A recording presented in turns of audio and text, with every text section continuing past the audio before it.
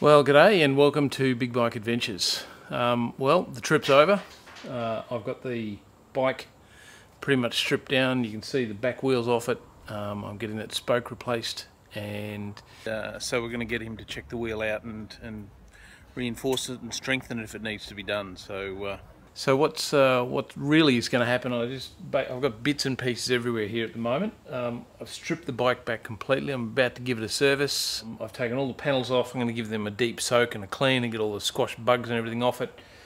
I'm going to give the bike, once I've drained the oil and changed the filter, I'm going to give the bike a real deep soak in some degreaser, and we'll go from there.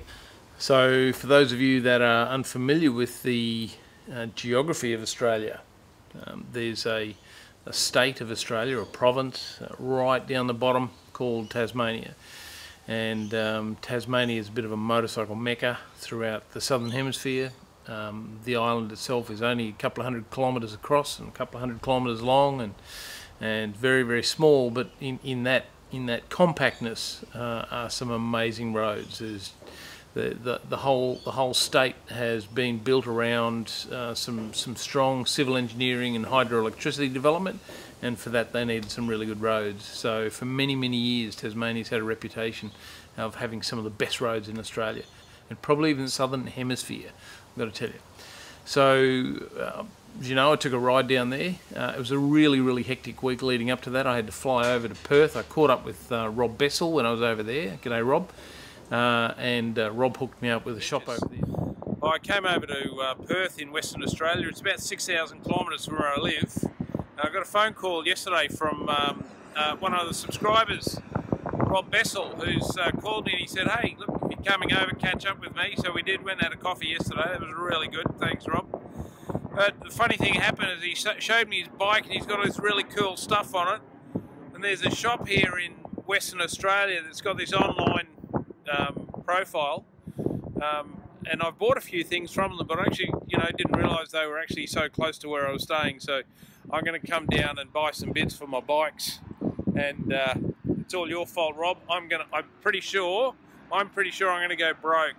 So thanks for that very much. I bought a few new things. You can't see them. I bought some new pegs and bought some stuff for the XR650, and just invested in a couple of little things for the bike.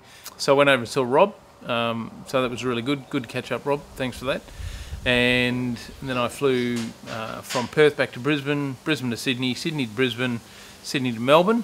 And when I was in Melbourne, I had to do a couple of days work there. This is the beginning of Big Bike Adventures. So here I am at the Melbourne airport, and I'm going to catch a flight back to Brisbane, and then I'm going to do some small jobs, pack the bike, and then head off. So the funny thing is I'm going to get on the bike and ride back down to Melbourne. So it's going to be a full-on sort of day today. I'll finish the day at Glen Innes at my mate's pub at the Great Central, and we've got a big ride to get back down to Melbourne in the next couple of days. So and then I flew from Melbourne after the work back to Brisbane, got on my bike, and then rode back to Melbourne, and I had 2.5 days to do that. So the aim of the trip was to get back down to Melbourne so I could catch the ferry across to Tasmania and go riding with my mates.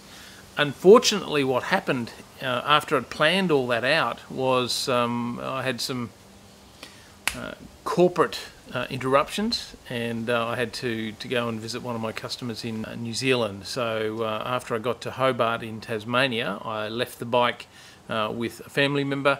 I flew over to New Zealand, flew back to Tasmania. For those of you that have been following the trip so far, I'm at the New Zealand airport and about to get on a flight back to Sydney, and then back to Tasmania to get my bike and then start riding again. So it's just been a crazy couple of days. Finished all my corporate responsibilities, and now it's time to get riding again. So here we Unfortunately, in that time, 3 days had elapsed. So there was the Sunday I flew over, the Monday and the Tuesday of the business I flew back. I got back Tuesday night, and took off on Wednesday morning. Now, one of the great things I love about YouTube is it just gives you this capacity to, you know, meet so many different people. And you know, I had another subscriber, Grunt, down in Tasmania, very, very generously offer me some accommodation Wednesday night. But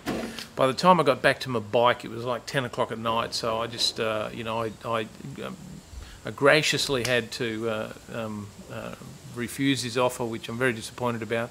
But next time I come down, Grunt, you can be sure that I'll be staying with you and your wife.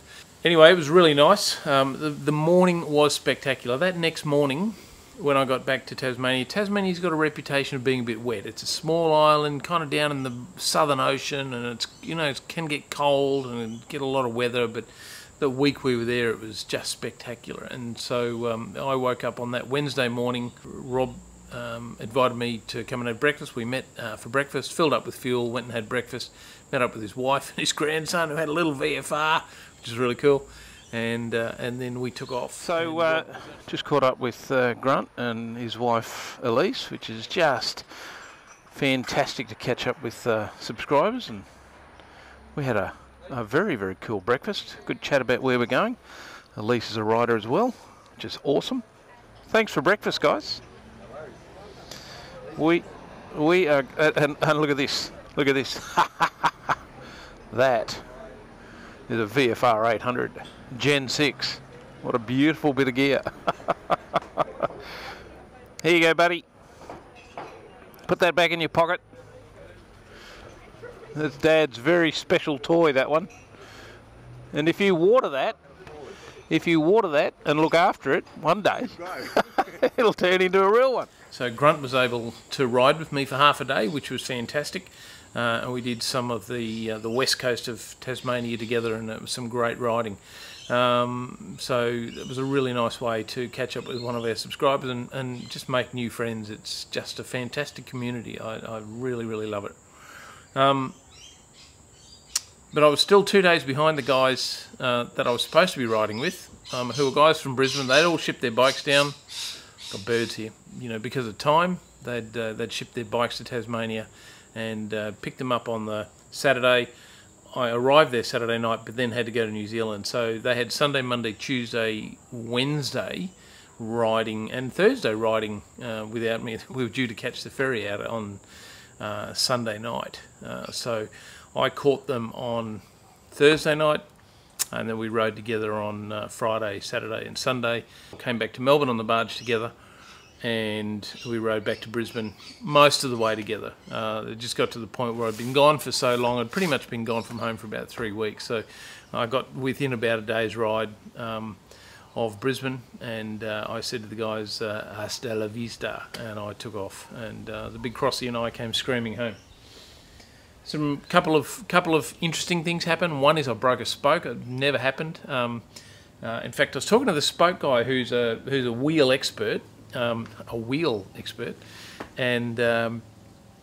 he said how long you had the bike, and I said, well, the bike's done 65,000 Ks. I said I've done some just, you know, incredible things to it. I've treated it in a way you probably shouldn't treat a 1200cc bike. And he said, this is the first spoke you've broken? He said, yeah. So on day one, I lost my rain gear. I had all my wet weather gear and everything on the back of the bike, and I moved it because I was expecting to get caught in a storm, and I moved it so it was going to be easy to get out. And I don't know what happened, and it's just it's come out. And fortunately, through the Facebook Adventure Riders network that I'm part of, somebody picked it up, posted it up that they'd found it, and you know, was able to pick it up on the way home, so it was really cool as well. It was a great trip. This is really going to be the first part of the trip. I'm going to break it up into a couple of different sections. So I'm going to do Brisbane down to Melbourne, so it was about 2.5 days of riding. There's a bit of stuff happened in there, but I'm not going to do a day-by-day trip.